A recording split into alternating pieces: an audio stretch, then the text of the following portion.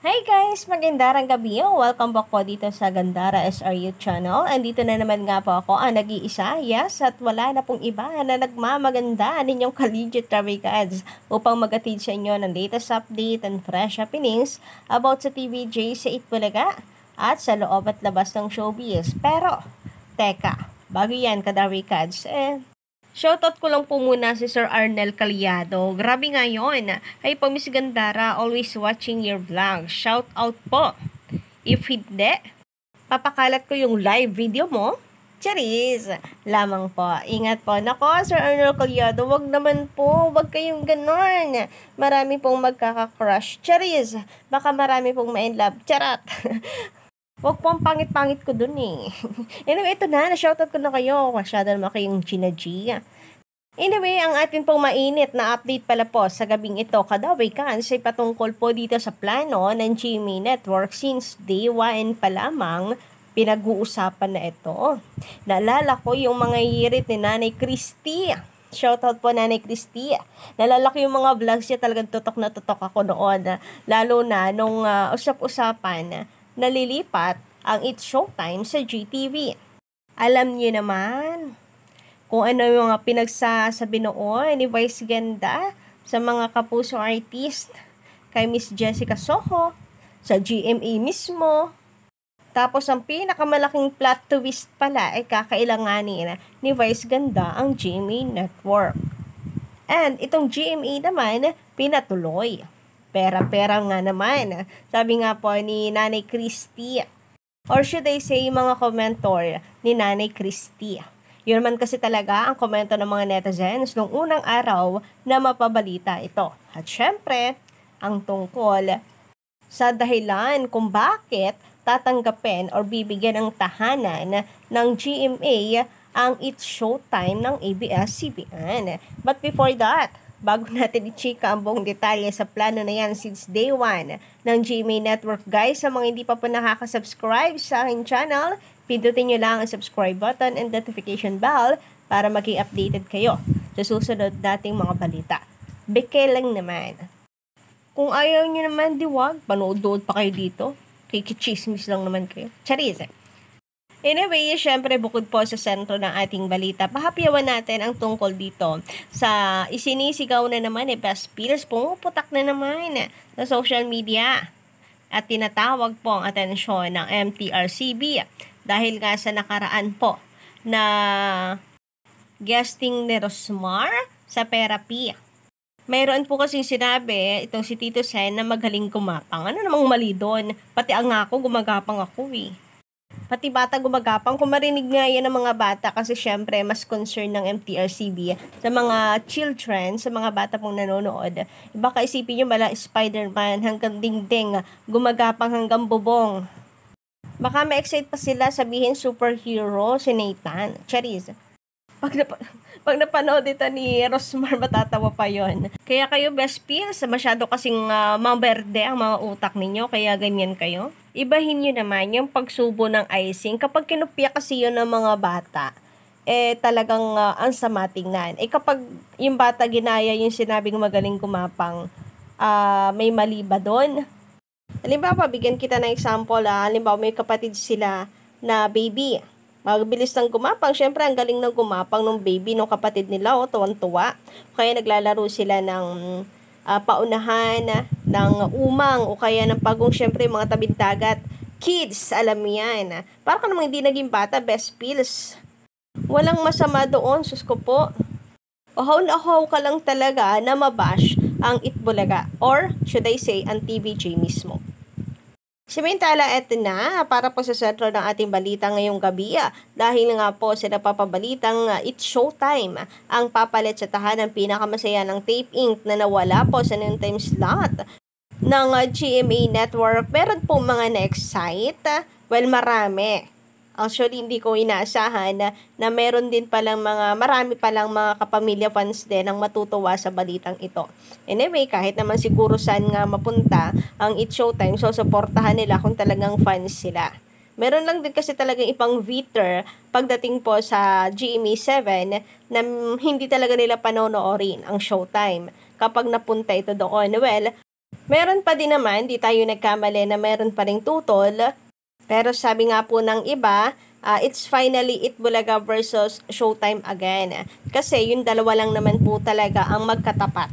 Di ba noon? Ang Itbulaga ng TVJ sa GMA7 at ang It's Showtime ng ABS-CBN. And ngayon, na muli pong mangyayari yan kasi nagpagulo lang naman po talaga itong Tape Inc. This time, with Itbulaga on TV5 and Showtime on GMA, feels like things found their way back to where they belong. Sabi naman dito, Itbulaga versus It's Showtime, pero this time, opposite networks naman. Samantala, narito din ang komento ng iba hinggil sa balitang to. Yan ang plano ng GMA na di alam ng mga halusos or Tape Inc. Grabe, parang hindi po ito napaghandaan ng Tape Inc. na possible po itong mangyari. Na ang Showtime ipapalit sa kanila. At ito ang plano ng GMA Network, kaya nila tinanggap or binigyan ng bahay ang It's Showtime sa GTV kasi they know na hindi rin talaga kakayanin ng Tape Inc. na kalabanin ang dalawang noontime show po nito. Hindi lang ng Itbulaga, pati na rin po Showtime, hindi rin nila kayang talunin. Di ba usap-usapan noon na trinaydor or tinatraydor na ngayon pa lang ng GMA ang Tape Inc. Ngayon pa lang, amoy na ng netizens ang plano ng GMA Network, sabi po nila. Nagkatotoo ngayon naman. Sabi pa nga po dito, always been the plan since day one of Tape versus TVJ issue. Naalala ko na naman yung pag-welcome nila Paulo Quintis ng mga host ng tahanang pinakamasaya sa Showtime sa GMA. Yun pala, ito na ang papalit sa kanila. Alam niyo yon, yung nandyan pa sila, nagsisimula pa lang, may plan binaagad ang GMA Network para sa kanila. So, what a truly business mindset, di ba? Kayo guys, anong inyong masasabi about po dyan? Samantala mula naman sa atin pong mga commenter and subscriber, shout out po, Mas RWS, magandang gabi. Ano, ikakabahala natin mga taga-EB, TVJ sa Showtime. Dati nang magkatapat yan, ako araw-araw ko nga pong sinasabi, bakit nga kailangan pong kabahan ng mga TVJ fans, kagaya ng sinasabi ng Tape Inc. Defender, na tila nasa It's Showtime side na po ngayon. Palibasa, wala na po ang tahanang pinakamasaya nila. Well, anyway, karapatan nga naman nila yon kung alin yung mas gugustuhin nilang suportahan.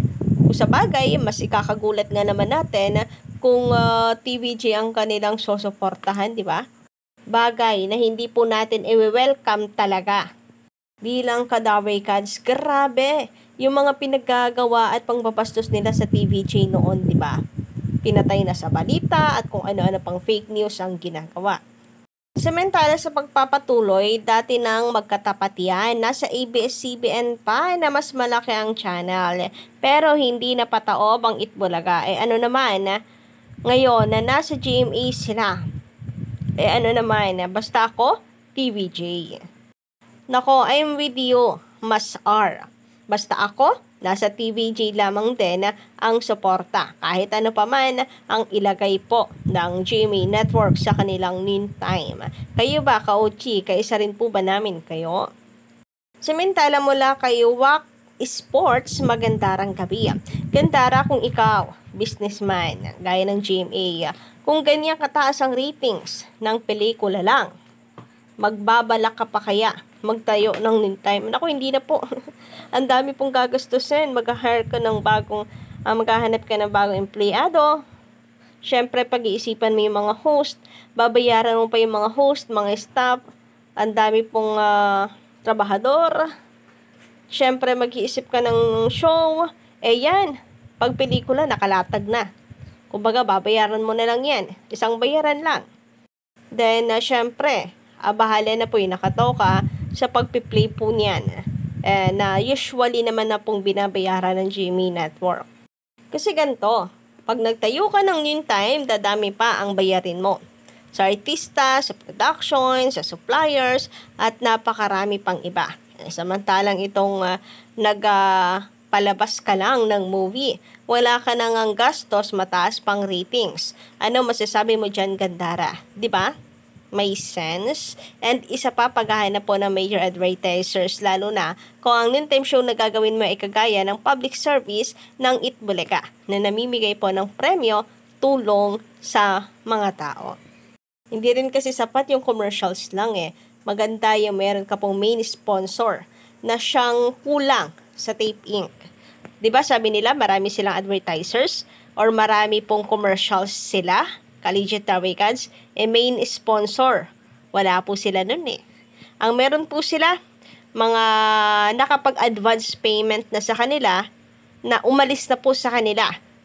Kumbaga may advance payment lang, kaya patuloy na namimigay ng product like yung Pure Gold and Bingo Plus na nakikita natin, na pinapamigay nila sa Gisa Gedli. Ano bang pinamimigay nila sa Gisa Gedli? Wala naman 'di ba na major sponsors. T-shirt lang, guys, na for sure ay production cost pa rin ng kumbaga ay gastos pa rin ng kumpanya mismo. Para ano lang, masabi po na may pinamigay sila bukod po sa pera. Anyway, yun lang po ang ating update sa gabi ito, guys. Don't forget to click the subscribe button and notification bell para po sa iba pang mga balita.